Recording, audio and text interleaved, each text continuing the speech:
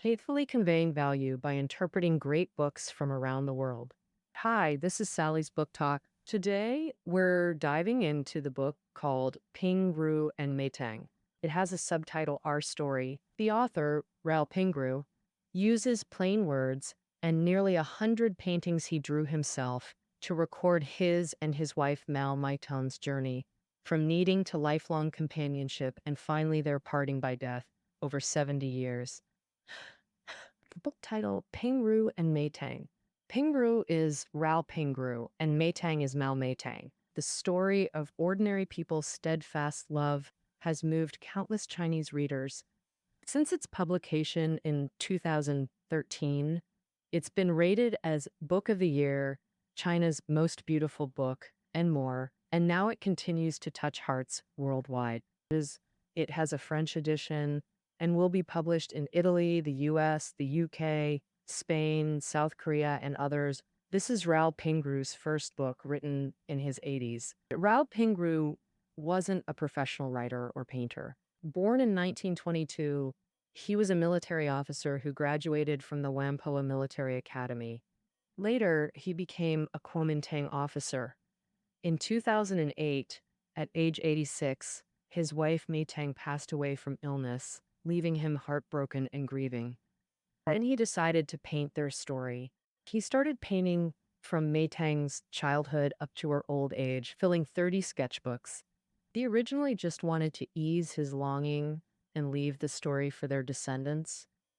Oh, little did he know, his granddaughter accidentally posted his paintings online. These paintings, full of life and overflowing with love, quickly moved countless netizens. In people's eyes, these simple sketches with just a few strokes outshine all lengthy sermons. Without grand vows or sweet talk, their unwavering love brings tears to your eyes.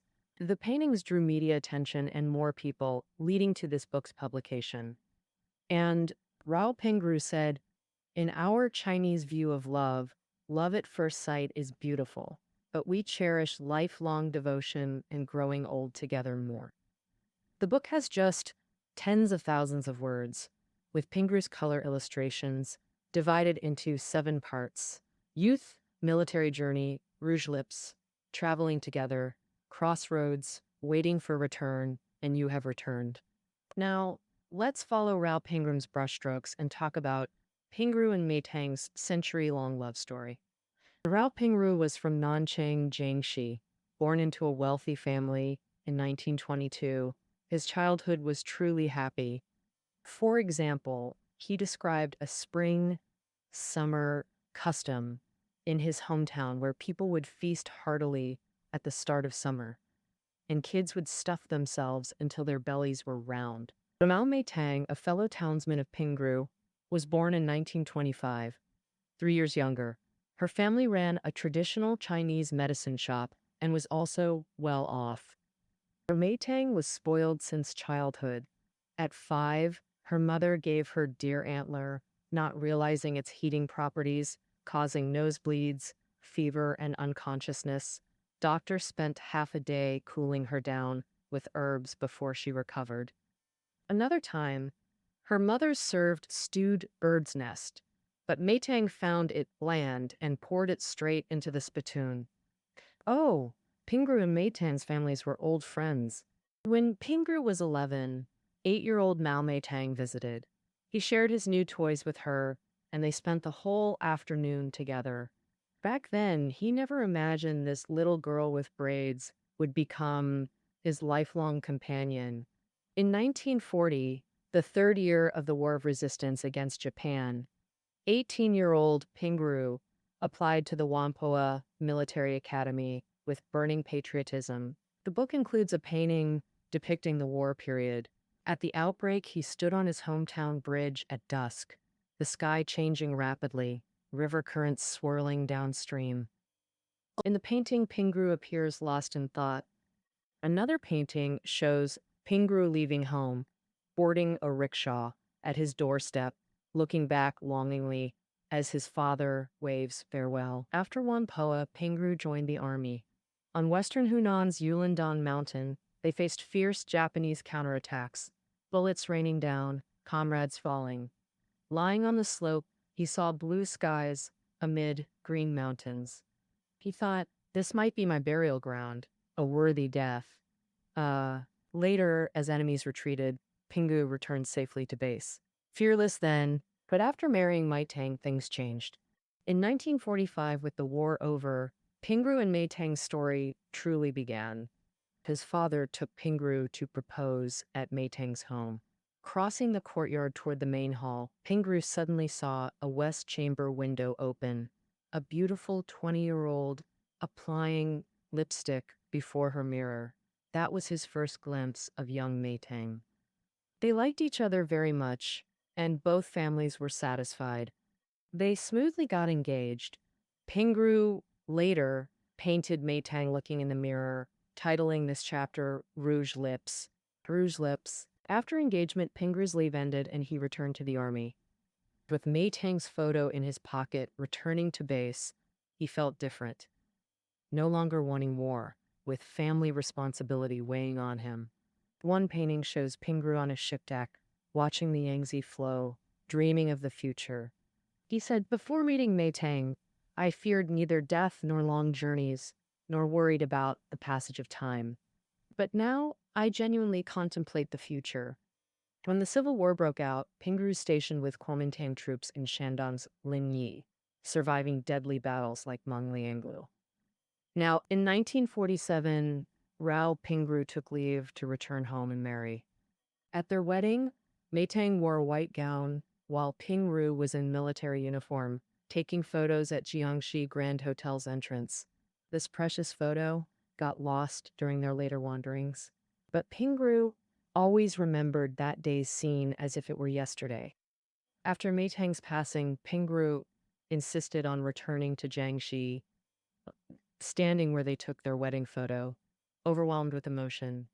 After marriage, the couple went to Guizhou. They'd hoped to stay with Pingru's uncle in the suburbs, but he'd already moved away. Pingru and his wife had to live in a pavilion converted into a room. After Guizhou's liberation, they returned to Nanchang, treating this experience as an adventure. During this period, they traveled to Zhuzhou, Linchuan, Liuzhou, Guiyang, Anshun, and Hengyang in Hunan. Once on a train, Pingru got off to buy hot water and received many coins. Suddenly, the train whistle blew. Pingru frantically chased the train, thermos in one hand, heavy coins clutched in the other. Finally catching up, scolding Meitang breathlessly, Pingru said, "Why were you so foolish? The coins were weighing you down. You should have just thrown them away to run faster." Pingru reflected, for us ordinary folk, many trivial moments leave imprints in our hearts for no special reason, becoming precious memories. These post-marriage years saw them constantly moving, even in hardship, Meitang especially. Though accustomed to wealth, she never minded humble living. She said to Pingru, "I'd rather we find a quiet spot in the countryside, a place with our own garden, finding joy in simple clothes and food." And Pingru, of course, was thrilled to do as in 6 records of a floating life. Buy 10 acres for a veggie garden, grow fruits and veggies, live simply and peacefully. Exactly that kind of mutual understanding. That's how their later life began, never leaving each other, waiting faithfully, loyal and steadfast. In 1949, as a KMT officer, Pingru was supposed to go to Taiwan with the army, but he thought leaving would betray his father-in-law's trust in providing support, so he stayed on the mainland. A turning point for Pingru and Meitang. At first, Pingru struggled to make a living. He opened a noodle shop in Nanchang, but poor sales forced it to close. Then he sold dried chilies with a carrying pole on the streets, but miscalculated weights and lost money. And it finally, his uncle in Shanghai wrote saying his hospital needed an accountant and wanted Pingru for the job. Just like that, Pingru went to work in Shanghai. Soon after, he brought Meitang and the kids there for a family reunion. By then, in the early 1950s, Pingru and Meitang enjoyed a few peaceful years. Pingru worked as a hospital accountant and part-time editor for a publisher. They had 5 kids. Life was busy and happy, but this calm didn't last. In 1957, the anti-rightist campaign escalated. Due to his Kuomintang officer background, Pingru was sent to Anhui for labor re-education, starting a 22-year separation from Meitang. Pingru's unit sent someone to Meitang, demanding she cut ties with him.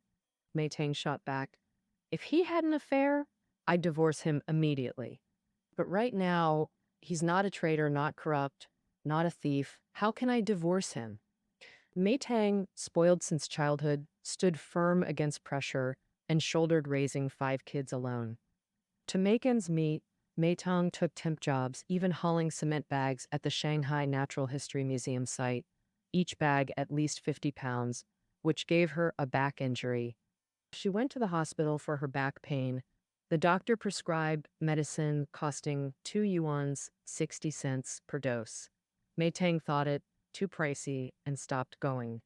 Years after Meitang passed away, Pingru would stop by the Natural History Museum, look down at the steps, and wonder which ones she'd carried cement for.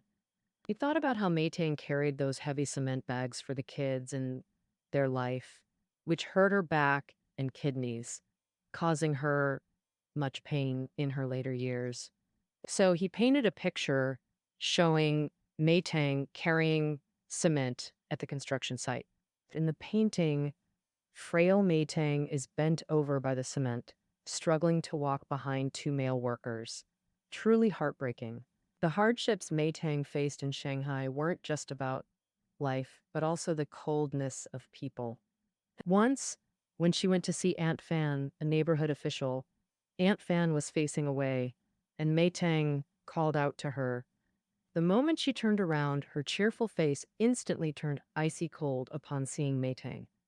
Pingru only heard about this later because Meitang was more worried about his health. In Anhui, he was pushing a wheelbarrow with soil for dam work, each load 200 to 300 pounds, all by himself. Later, hunger caused him to swell up.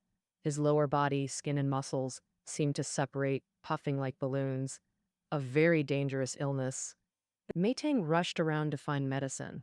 Then a bottle of cod liver oil arrived. Pingru mixed it into his rice, ate it, and after 2 days, the swelling vanished. Oh, what luck. To keep the family going, Meitang slowly sold off their things.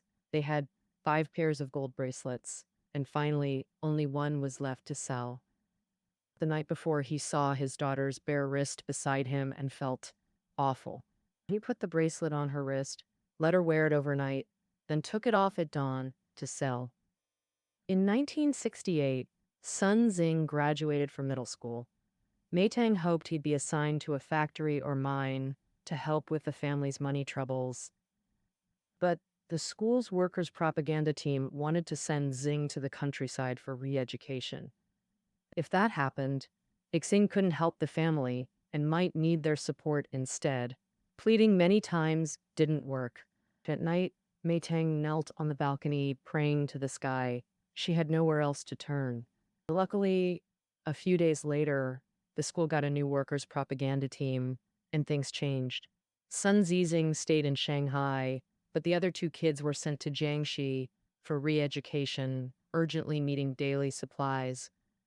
By now, Meitang had sold everything she owned, leaving only one valuable item, a lambskin coat. She treasured it deeply but had no choice except to sell. Meitang spent half a day finding the pawn shop offering the highest price and got 60 yuan for it. She stored all pawn tickets in an iron box, completely full yet impossible to redeem. Even in hardship, there were joyful moments. Pingru had one annual home visit. He'd prepare weeks early, taking leave, borrowing money, and gathering goods to bring home. Glutinous rice, peanuts, sesame, soybeans, sunflower seeds, vegetable oil, sesame oil, eggs, salted goose, all scarce in Shanghai. On departure day, Pingru rose at dawn, carrying his load to Luan bus station, bus to Hefei, train to Shanghai, then hurrying home along Heng'an Road. Homecoming brought pure joy, Mother-in-law steamed goose, Meitang roasted seeds on a coal stove, kids sang while snacking, Pingru accompanying on harmonica. Neighbors passing by would sigh, "This family is truly wonderful." Such happiness was brief yet deeply heartwarming. In 1979, Pingru finally ended 22 years of re-education and reunited with his family in Shanghai. Pingru was 57, Meitang 54. They took a family portrait at a photo studio. Pingru later painted this portrait: grown children, silver-haired parents. Those 22 years, a monumental trial for both. Pingru endured innocent suffering. Meitang single-handedly raised 5 children through hardship. For 22 years apart, their letters never ceased, discussing rent, coal briquettes, children's coats or peanuts, studies and jobs, always caring for each other. Pingru urged Meitang to care for her health. Meitang advised Pingru to eat tomatoes, cheap and nutritious. Meitang insisted Pingru avoid illness. "Once the kids are independent, I'll come to Anhui alone to live with you. If we stay healthy, we can travel together in old age. How wonderful." Now Pingru and Meitang can finally return to their ordinary daily life. This ordinary happiness is reflected in various details. Meitang is quite nagging. Her most frequent remarks to Pingru are, "You can't do anything right, can't cook properly, can't close drawers, bought the wrong books for our granddaughter," and so on. Sometimes the children feel their mother scolds their father too harshly and want to speak up, but Pingru quickly waves his hand, meaning, "It's my wife educating her husband. What business is it of yours?" Pingru drew all these details, and the painting's Meitang is bossy, while Pingru looks like he's fleeing in panic. The conflict is intense, yet amusing. After retiring, Pingru wanted to learn painting. He bought paints, rice paper, and Chinese painting books to copy at home. Whenever he finished a new piece, he'd show Meitang first, and her reaction was usually mocking. In middle school, Pingru attended Nanchang No-One Middle School. Painter Fu Baoshi once taught art there, but unfortunately, he had left before Pingru enrolled. Pingru once joked with Meitang that if he had Fu Baoshi's guidance, he'd paint much better now. Later, Meitang teased him back about it. Pingru said, "Why didn't you learn painting when you were young? Otherwise, you'd be a painter by now. What's the use of learning now?" Whenever Meitang went grocery shopping, Pingru followed behind, carrying the basket. Meitang would ask, as she walked, "Vendor, how's this vegetable? How about that vegetable?" Pingru would say, "You're not buying it, why ask?" Meitang would scold him bluntly, "You fool, ask around more places to get a sense before buying. Isn't that how you compare?" Pingru never got angry, still carrying the basket properly. Such ordinary, trivial, happy life. Pingru and Meitang lived like this for 10 to 20 years, enjoying family time with grandchildren, keeping a cat, occasionally traveling together. During this time, Pingru also had heart bypass surgery. However, everything went smoothly, but this life didn't last forever. Meitang's kidneys were weak, likely caused by overwork. Later, she was diagnosed with diabetes and needed daily peritoneal dialysis. Pingru set aside all other matters, went to the hospital to learn the method from nurses, and bought all necessary supplies for related medical equipment. At home, he did the dialysis, cooked, washed dishes, and cared for her daily.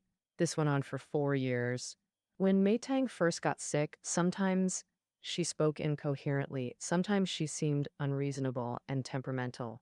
Pingru thought it was just a change in her personality due to old age and didn't pay much attention. But until one day, Meitang said to Pingru from her bed, "Go get a pair of scissors. This quilt is too big. I want to cut it smaller." Pingru was shocked and realized Meitang was truly confused. In that moment, he felt a deep loneliness. This loneliness was something he never felt, even during their decades of separation. Another day, only Pingru and Meitang were at home. Meitang suddenly called out their granddaughter's name. Pingru told her the granddaughter was at work, but Meitang didn't believe him. She got up and searched room by room. Unable to find her, she accused Pingru of hiding the granddaughter. Pingru immediately felt that Meitang might never regain her normal mind. Thinking this, Pingru couldn't help but feel utter despair. On one hand, he called all their children to come back. On the other, he sat on the ground and cried. One evening, Meitang suddenly said she wanted to eat the horsehoof small cakes from Xinghualu. Xinghualu was far away, so Pingru rode his bike to buy them. By the time he returned, it was very late. Excitedly, Pingru brought the cakes to Meitang's bedside. But Meitang didn't eat them after all. That year, Pingru was already 87 years old. After learning about this, the children scolded their father, saying he shouldn't have ridden his bike out at night, knowing that their mother's speech was confused. To Pingru, he was already accustomed to following Meitang's instructions. She said, I must do everything I can to help Meitang recover as soon as possible. In early spring of 2008, Meitang's condition worsened day by day, and she was finally hospitalized. By then, Meitang was already unconscious, emotionally agitated, and constantly talking. People in the hospital said she kept singing old songs, one after another. Meitang's spirit was very poor. She slept all day. Sometimes when she woke up, her thoughts were very confused, and she would pull out all the needles inserted in her body, which was very dangerous. With no other way, the family had to instruct the caregivers to tie Meitang's hands to the bed rails with gauze at night. Now, every time Pingru and the family finished visiting and just left the ward, they would hear Meitang's cries, Don't tie me up, don't tie me up. Pingru heard it, and his heart felt like it was being cut. One day, while their daughter was by her mother's side, Meitang suddenly woke up and seemed to have a moment of clarity. She said to her daughter, You must take good care of your father, and then fell asleep drowsily. On the morning of March 19th, Pingru visited Meitang at the hospital. Around 10 a.m., medical staff suddenly rushed in to perform emergency procedures. At first, Meitang's eyes were closed. Later, she opened them briefly, perhaps seeing Pingru in the crowd. Her right eye gradually moistened until a single tear hung at the corner. Seconds later, she closed her eyes and lost consciousness. At 4 p.m., Meitang passed away. Pingru painted his last portrait of her titled The Last Tear. Well, the story of Pingru and Meitang concludes a half-century love flowing gently through daily routines captured in this book. Life is just like this. Ordinary, yet beautiful words hold enduring power to move us. Pingru fought in youth, suffered in prime age, lost his wife in old age. Yet he never lost life's innocence or poetry. When recounting the Anhui re-education period, Pingru focused entirely on Meitang's hardships and suffering. He barely mentioned his own 20-plus years of ordeal because to him, being with family made everything endurable. In the book's preface, Pingru said, If time could flow backward, I'd return to those hard days just to be together with her. These paintings, with flowing lines and humble themes, record an ordinary Chinese person's longing for simple life. Both paintings and words flowed naturally from the deepest place in his heart. This pure innocence gave Pingru precious solace while quietly nourishing readers' hearts. After the French edition published, a journalist asked, Can true love illuminate life's long journey? This book answers that timeless literary question perfectly. This reveals their story's value. Steadfast love resonates across cultures. While grand romance is rare, ordinary love touches everyone, explaining why their 60-year bond moves us deeply. Pingru and Meitang is a memorial, an ordinary elder sharing ordinary life and love while capturing the beautiful, peaceful spirit of everyday Chinese people. As Professor He Huai-hung from Peking University's philosophy department said in the Book of the Year award speech, we ought to honor Pingru and Meitang, honor life, honor the elderly, honor ordinary folks, and honor everyone who finds beauty and shares love in daily life. All right, that wraps up our discussion of Pingru and Meitang. You can find the reading notes below the audio. Catch you tomorrow.